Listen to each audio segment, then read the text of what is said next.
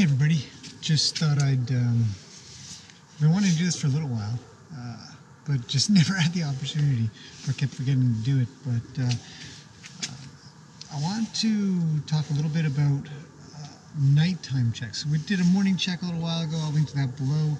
Obviously everybody checks on their horses in the morning. We make a habit to make sure that we check on the horses in the evening or nighttime.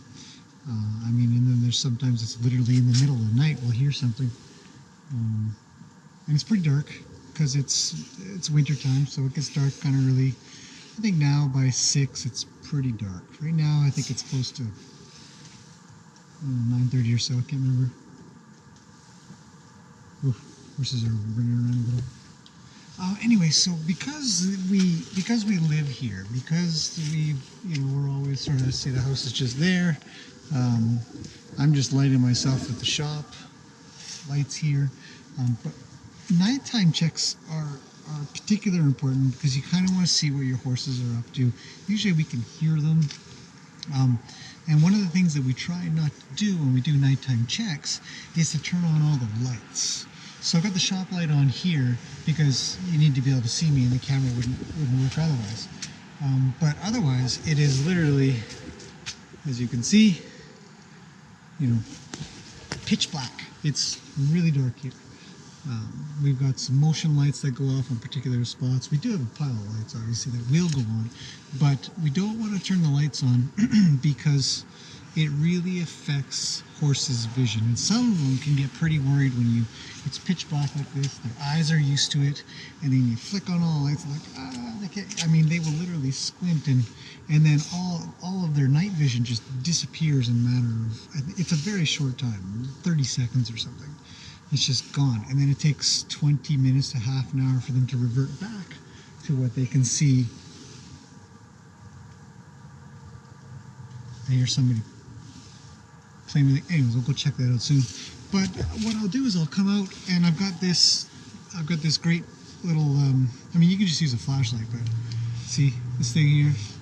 And it's a dim enough light, but bright enough light to do all the things I need to do. I'm not going to blind anybody, but I can see reasonably far with that. I can see what's going on probably about 50 feet away, which is not bad. So nighttime checks on the horses are good. You can check to see if they've busted a hay bag. You can check to see if they've broken a fence. You can check to see if they're not getting along with somebody. You can see if there's any injuries. Just double check and make sure everybody's cool before sort of closing down for the night, or if there's anything that does come up. And so not turning on the lights, one, doesn't spook them, doesn't get them worried, and two, allows them to retain their night vision, because when you turn the lights off, they're practically blind. It's no different than if I were to walk away from this light in front of me and go out there, it is just pitch black. But if I stay out here for a little bit, my eyes will adjust. So anyway, so I know it's been a little bit since I've posted. I've got lots of video, I just don't have enough time to put it together. But that'll change this week. Things are going to kind of come together.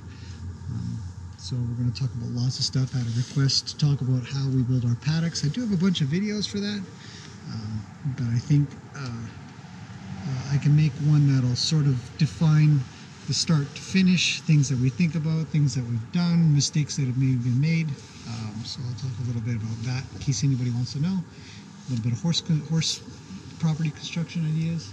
We're going to talk about groundwork a lot more. We're going to be talking about why we do groundwork and what is effective to do for groundwork in regards to all of that. A lot of questions coming up lately about groundwork and why we would bother with that. And I can tell you it's absolutely important. There's no two ways about it.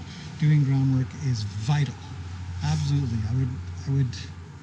I would assess a horse immediately based off of groundwork, and I would not ride a horse if it didn't pass my groundwork test. So it's that important. I would not allow certain people near a horse if it didn't pass certain tests. And so we'll talk about that a little bit more. Super important. And there's ways to get through things if they don't really sort of get through that test, those assessments, if it's a safe horse. And safe has a lot. Anyway, I'm going to get into too much of it right now. Anyways, we've got lots to talk about. We've got a few new things going on around here. Obviously the new horses. It's going really well. So it's been pretty good, but primarily nighttime checks. Why you want to do them with a light, just a little flashlight, not light up the whole place. And why you do them in general anyways. Why bother? You're coming out to make sure they're okay, make sure they got hay bags, make sure, or they got food in general. See if they've caused any problems, broken any fences, you know, in good health. There's nothing wrong with checking. We check all the time, all day. And you can hear a lot of things going on. So you'll know when you do your nighttime checks, you're also going to be using your ears a lot, and that can really sort of help you remember or even just discover, if it's new, what's normal sounds. What are the normal sounds that you're going to hear? If somebody's a little bit too quiet, why is that? If somebody's too loud, why is that? Somebody's rattling a gate a lot. That happens. You want to go over and check. Why are they bored? What are they doing? What do they see? You know, we've got critters around here. Every once in a while, there's some deer or bear, other people's dogs. So, you know, so that's nighttime checks in a nutshell. Hopefully that helps for anybody that's thinking to get into this kind of thing or is in this kind of thing, and what might be normal, what might be a good idea, or maybe it isn't. It's up to you. I think it's a great idea. So I'm going to head to the back. I've done these front guys, but I want to do that quickly. I'm going to head to the back, make sure everybody's cool. It's pretty quiet, so I don't expect to have any problems. And then wander on in. So thanks for watching. Definitely have more stuff up this week. I've got piles of ideas, and I also have footage from this last week that I haven't put up yet. Lack of time, things like that. Lots to talk about. So see you guys soon. Off to the pitch black.